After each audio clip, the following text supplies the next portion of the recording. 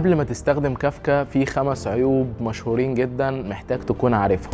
اول عيب وهو ان كافكا مش بيضمن التنفيذ بتاعك، يعني مش بيأكد لك ان المسج دي خلاص هيحصل لها بروسيسنج او هيتتنفذ بشكل كامل. تاني حاجه الديباجنج بتاعه صعب شويه، يعني بسبب اكتر من حاجه زي الاوفست والكونسيومر جروب، الموضوع ما بيبقاش سهل قوي في الديباجنج.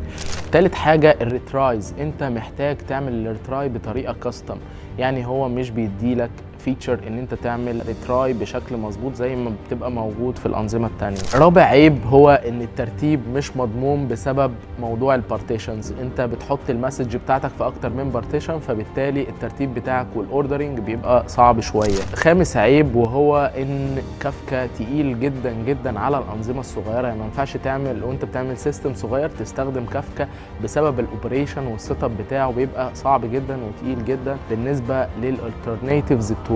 الخلاصه بنقول ان مفيش تول افضل من الثانيه، كل تول انت بتستخدمها في يوز كيس معينه. مثلا كافكا مؤخرا بداوا ينفذوا او يحطوا الفيتشرز اللي موجوده في ام كيو، وام كيو ابتدى يحط الفيتشرز او الحاجات القويه اللي موجوده في كافكا، وهكذا. انت بتشوف انت محتاج ايه في اليوز كيس بتاعتك وبتستخدمه، فمفيش تول احسن من الثانيه.